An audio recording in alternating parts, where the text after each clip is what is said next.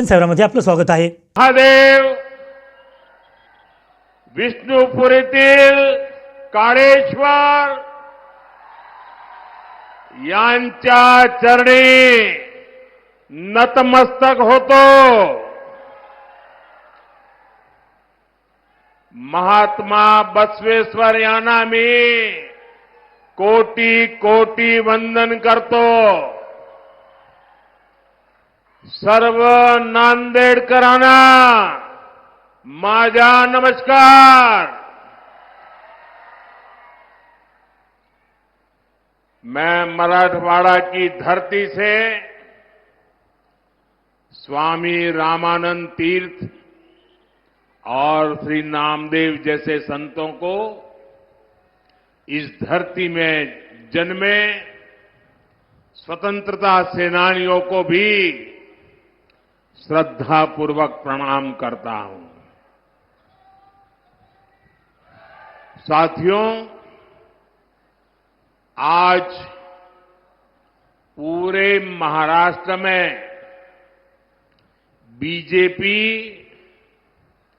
और महायुति के समर्थन में एक लहर चल रही है.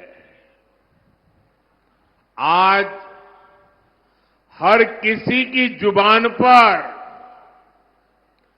एक ही नारा है,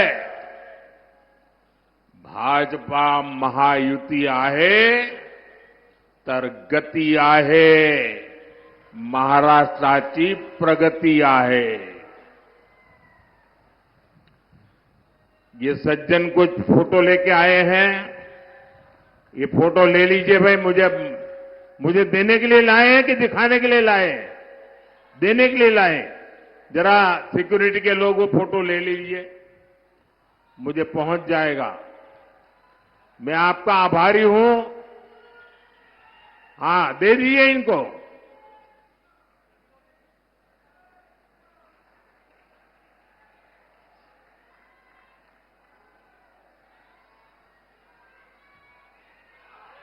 बहुत बहुत धन्यवाद आपका.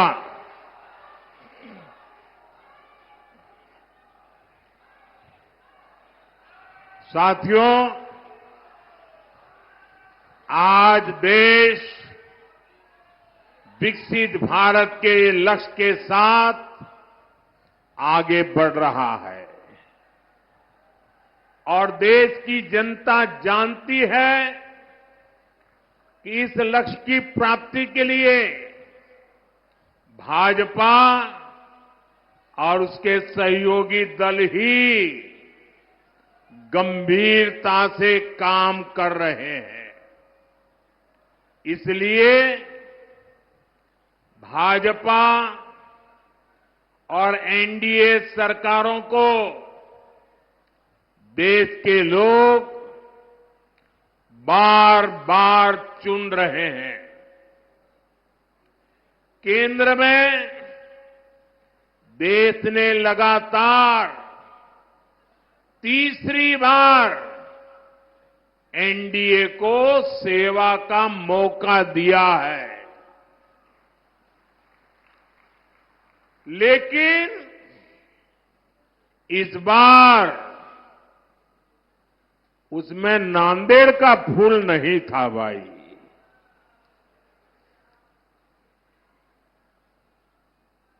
क्या इस बार नांदेड़ का फूल भी पहुंचेगा दिल्ली?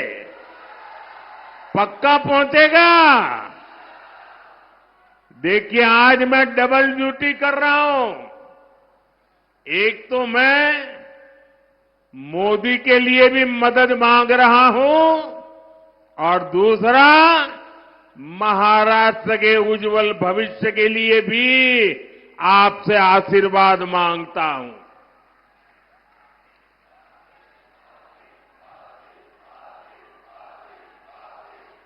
जो नांदेड़ लोकसभा क्षेत्र के भाई बहन हैं, आपको 2 वोट डालने हैं ना, याद है ना? हाँ, वरना वो लोग तो कुछ उल्टा ही पढ़ाएंगे आपको. साथियों, अभी हरियाणा के चुनावों में बीजेपी को पहले से भी ज्यादा सीटें मिली। पहले से क्या, इतिहास में सबसे ज्यादा सीटें मिली।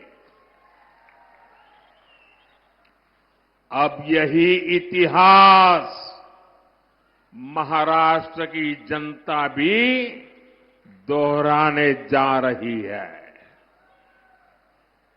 साथियों, पिछले 2 दिन से मैं महाराष्ट्र में जहां जहां गया हूं,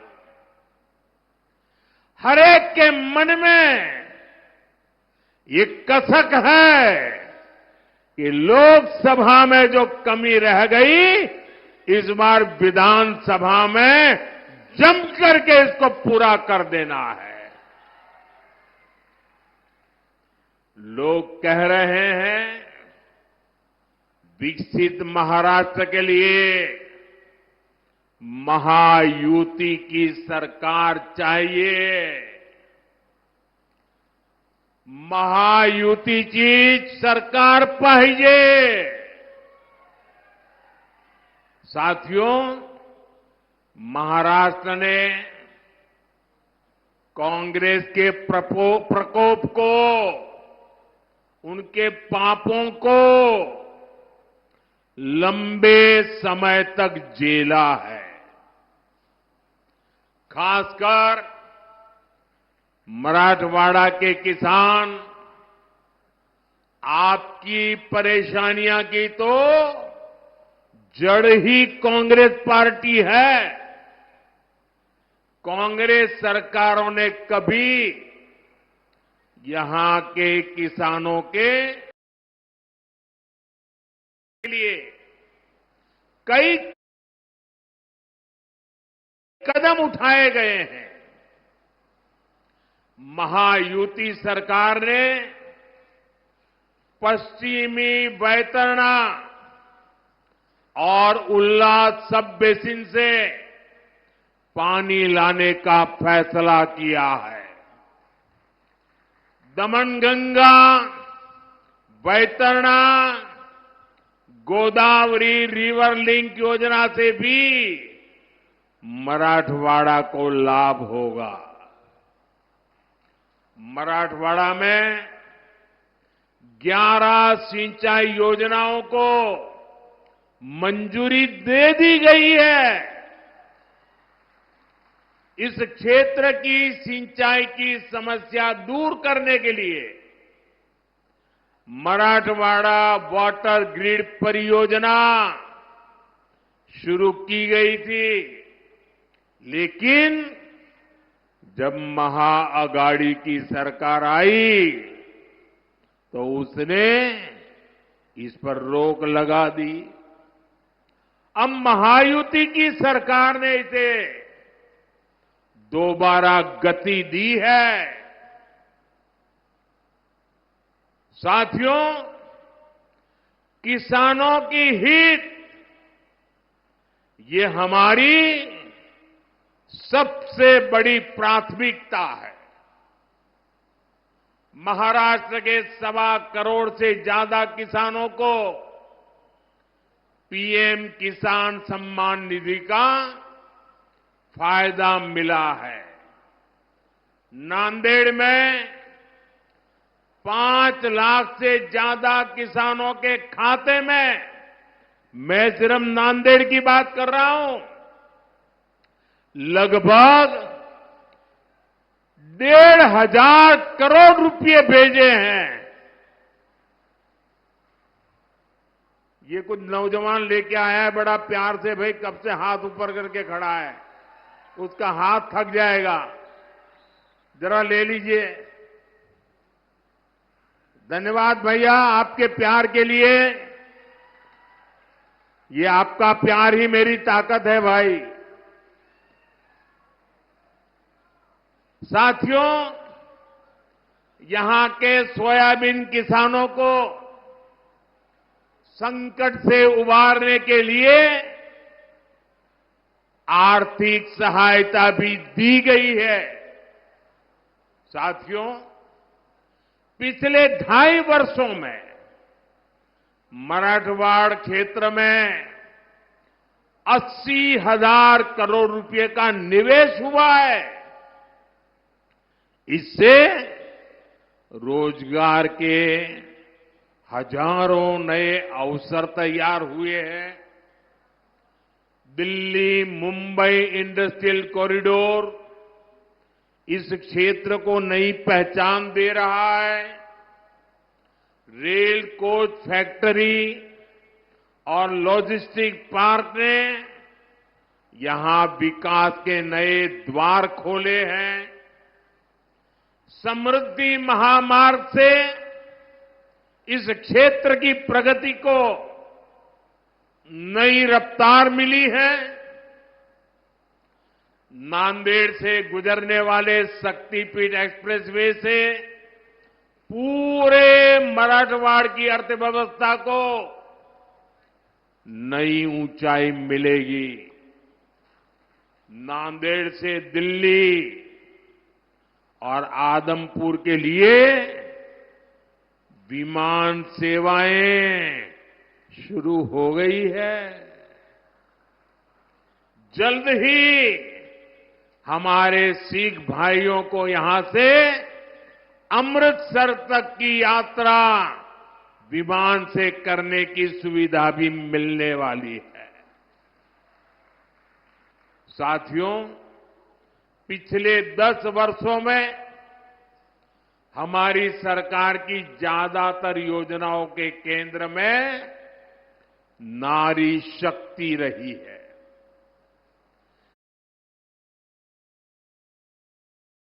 जिस परिवार को पीएम आवास योजना के तहत घर मिल रहा है, जिस घर में नया शौचालय बन रहा है, जहां पहली बार बिजली और पानी का कनेक्शन पहुंच रहा है, जिस रसोई में पहली बार गैस सिलेंडर पर खाना बन रहा है, वहां घर की महिला सदस्य को ही सबसे ज्यादा सुविधा हो रही है। मैं जरा माताओं बहनों को पूछता हूं, मैं सही बोल रहा हूं? हो रहा है कि नहीं हो रहा है? देखिए, माताएं बहनें उमंग और उत्साह से आशीर्वाद दे रही है।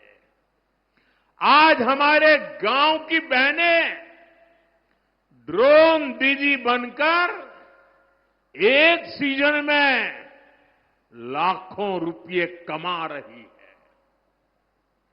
हम 3 करोड़ महिलाओं को लखपति दीदी बनाने के मिशन में जुटे हैं। इस देश में ऐसी बातें कभी सुनने में आई नहीं, लेकिन मोदी है, बड़ा सोचता है, बड़ा चाहता है, बड़ा करता है। दीदी मेरी लखपति बने, गांव की मेरी दीदी लखपति बने। मुझे खुशी है कि महायुति सरकार भी महाराष्ट्र की महिलाओं को सशक्त बनाने के लिए समर्पित है। हमारे शिंदे जी के नेतृत्व में आज महाराष्ट्र की माताएं बहनें बढ़ चढ़कर का आशीर्वाद देने के लिए आगे आई है। माझी लाड़की बहन योजना को यहां की महिलाओं ने जिस तरह अपनाया है, वो अभूतपूर्व है। साथियों, कांग्रेस ने हमारे देश में एक से बढ़कर एक घोटाले किए, लेकिन अब तो इन्होंने हद ही पार कर दी। कांग्रेस ने फर्जीवाड़े में अपना ही रिकॉर्ड तोड़ दिया है। आपने टीवी और मोबाइल पर देखा होगा, कांग्रेस के लोग संविधान के नाम पर अपनी एक अलग लाल किताब बंटवा रहे हैं। कांग्रेस की लाल किताब पर ऊपर तो लिखा है भारत का संविधान, लेकिन लोगों ने जब भीतर से खोला तो पता चला कि लाल किताब कोरी है, सारे पन्ने कोरे। उसमें बाबा साहब के संविधान का एक शब्द भी नहीं लिखा है। ये उनकी बाबा साहब के प्रति जो नफरत है ना, उसका ये नमूना है। और देख, पूरा देश ये देख करके हैरान है कि चुनाव में इतना झूठा करने की इनकी हिम्मत। संविधान के नाम पर लाल किताब छपवाना, उसमें से संविधान के शब्दों को हटाना, ये संविधान को खत्म करने की कांग्रेस की पुरानी सोच का नमूना है। ये कांग्रेस वाले देश में बाबा साहब का नहीं, अपना अलग ही संविधान चलाना चाहते हैं। यही कोशिश इन लोगों ने आपातकाल के दौरान की थी, इमरजेंसी में की थी। अब अपनी अलग किताब छपवाकर ये संविधान का मजाक उड़ा रहे हैं। सच्चाई ये है कि कांग्रेस और उसके साथियों को बाबा साहब के संविधान से नफरत है।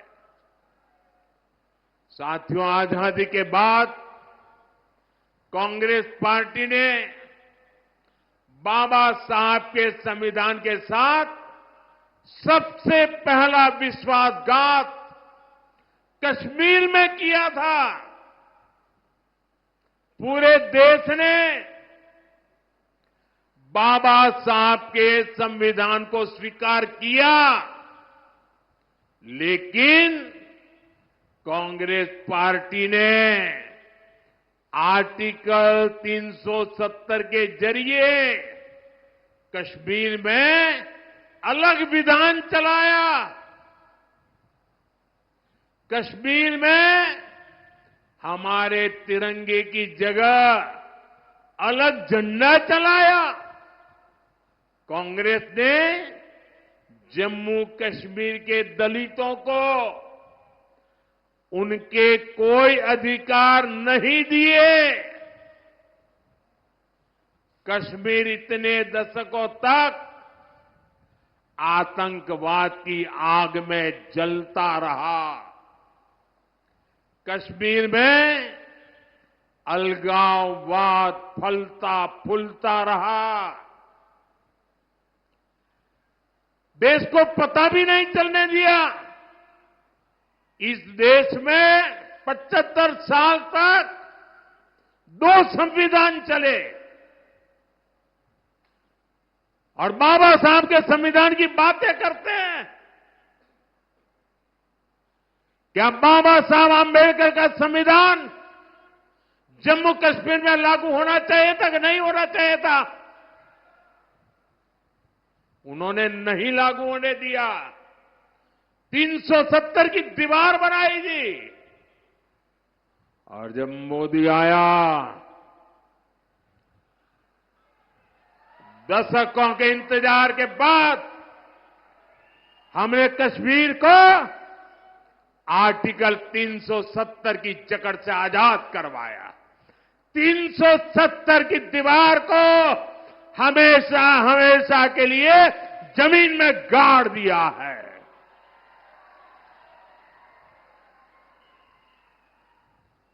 मैं नांदेड़ के मेरे देशभक्तों से पूछना चाहता हूं, आप बताइए 370 खत्म होने से आप खुश हैं?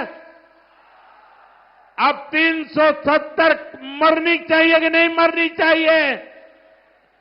क्या 370 को कभी जिंदा होने देंगे क्या? लेकिन देखिए मेरे नांदेड़ के भाई बहन, कांग्रेस इस फैसले के खिलाफ है। अभी जम्मू कश्मीर में चुनाव हुए थे, वहां कांग्रेस गठबंधन को सरकार बनाने का मौका मिला। सरकार बनाते ही जैसे ही ये लोग विधानसभा में गए, इन्होंने 370 को फिर से लागू करने का प्रस्ताव पास कर दिया। जरा कांग्रेस वालों को पूछिए, ये 370 के पीछे इतना प्यार क्यों है उनको? हमें जम्मू कश्मीर से प्यार है, उन्हें 370 से प्यार है। आप मुझे बताइए, जब से जम्मू कश्मीर से 370 हटा, आप मुझे बताइए वहां आतंकवाद की कमर टूटी कि नहीं टूटी? लाल चौक में तिरंगा फहराया कि नहीं फहराया? लाल चौक में लोगों ने दिवाली मनाई कि नहीं मनाई? वहां अलगाववादी अलग थलग पड़ गए कि नहीं पड़ गए? इतना ही नहीं, कश्मीर में विकास को नई गति मिली है। वहां लोकतंत्र मजबूत हुआ। दलितों को पहली बार आजादी के 75 साल के बाद पहली बार दलितों को उनके अधिकार मिले हैं। लेकिन इससे परेशान कौन हुआ? सबसे ज्यादा परेशान हुआ पाकिस्तान, और दूसरा कांग्रेस और उसके साथी। अब तक पाकिस्तान पूरी दुनिया में घूम घूम कर 370 बहाल करने की मांग कर रहा था। कोई उसकी सुनने वाला नहीं था। लेकिन अब कांग्रेस ने पाकिस्तान का एजेंडा जम्मू कश्मीर विधानसभा के भीतर चला दिया है। क्या कोई भी देशभक्त, कोई भी मेरा मराठी मानुस ऐसी कांग्रेस को माफ कर सकता है क्या? मुझे पूरी ताकत से हाथ ऊपर करके जवाब दीजिए। ऐसी कांग्रेस को माफ कर सकते हैं क्या? ऐसी कांग्रेस को माफ कर सकते हैं क्या? ऐसी कांग्रेस को सजा दोगे कि नहीं दोगे? इस चुनाव में उनको पराजित करोगे कि नहीं करोगे? उनको सबक सिखाओगे कि नहीं सिखाओगे? कांग्रेस वाले जरा देख लो, ये महाराष्ट्र के स्वाभिमानियों की धरती है। महाराष्ट्र ये देश पर मर मिटने वालों की धरती है। जो लोग राजनीति के लिए इस स्वाभिमान से समझौता कर रहे हैं, जो लोग बाला साहब ठाकरे की विरासत के साथ धोखा कर रहे हैं, उन्हें महाराष्ट्र के लोग जरूर सबक सिखाएंगे। साथियों, बीते कुछ दशकों से देश में कांग्रेस का जनाधार लगातार तार तार हो रहा है, कम हो रहा है। इसकी सबसे बड़ी वजह है एससी समाज की एकजुटता, दलित समाज की एकजुटता, एसटी समाज की एकजुटता, आदिवासी समाज की एकजुटता, ओबीसी समाज की एकजुटता। आजादी के बाद जब तक एससी, एसटी, ओबीसी अलग अलग जातियों में बटे रहे, कांग्रेस मजबूत रही, केंद्र में सरकार बनाती रही। कांग्रेस की राजनीति को सूट करता है कि ओबीसी समाज की जातियां आपस में लड़ती रहे। कांग्रेस को ये बर्दाश्त नहीं हो रहा है कि पिछले 10 वर्षों से देश में एक ओबीसी प्रधानमंत्री है, वो सबको साथ लेकर चल रहा है। इसलिए वो ओबीसी की पहचान खत्म करके अलग अलग जातियों में बांटने का खेल खेल रही है। कांग्रेस बड़े समूह वाले ओबीसी से ओबीसी की पहचान छीनकर उसे छोटे छोटे समूहों वाली अलग अलग दर्जनों जातियों में बांट देना चाहती है। इसलिए यहां नांदेड़ में कांग्रेस माली को वाणी से लड़ाना चाहती है, तांबोली को कुंभार से लड़ाना चाहती है। कांग्रेस सुतार को सुनार से लड़ाना चाहती है। कांग्रेस निहाली को निराली से लड़ाना चाहती है। कासार को मणेरी से लड़ाना चाहती है। तेली को पांचाल से भिड़ाना चाहती है। कांग्रेस ओबीसी को छोटे छोटे समूहों में तोड़कर आपस में लड़ा करके आपसे बड़े समूह वाली आपकी जो पहचान बनी है, आपकी जो एक ताकत खड़ी हुई है, उसे बर्बाद करना चाहती है, छीनना चाहती है, तोड़ना चाहती है। आप याद रखिए, जब आप अलग अलग जाति में बटेंगे तो आपकी संख्या कम होगी। फिर कांग्रेस वाले आपका आरक्षण आपसे छीनेंगे। यही कोशिश नेहरू जी से लेकर राजीव गांधी तक सबने की थी।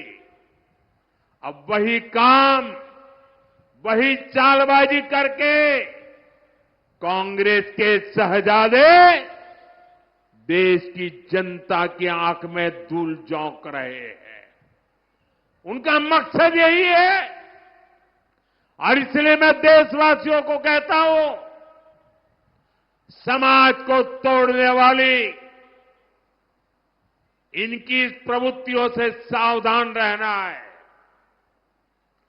हम एक रहेंगे तो सेफ रहेंगे। हम एक रहेंगे तो हम एक रहेंगे तो हम एक रहेंगे तो हम एक रहेंगे तो साथियों, विकसित भारत तभी संभव है जब महाराष्ट्र विकसित होगा, महाराष्ट्र का हर परिवार समृद्ध होगा। केंद्र और महायुति की सरकार आपके सपनों को पूरा करने में जुटी है। महायुति के उम्मीदवारों को भारी बहुमत से जिताकर आप अपने भविष्य को सुरक्षित करेंगे। आपने आज हम सब पर इतनी बड़ी तादाद में आकर के जो आशीर्वाद बरसाया है, मैं नांदेड़ की धरती का, नांदेड़ के लोगों का, इस पूरे क्षेत्र के लोगों का सर झुका करके आभार व्यक्त करता हूं। मेरे साथ बोलिए, भारत माता की, भारत माता की। दोनों हाथ ऊपर करके पूरी ताकत से बोलिए, भारत माता की, भारत माता की, भारत माता की। बहुत बहुत धन्यवाद।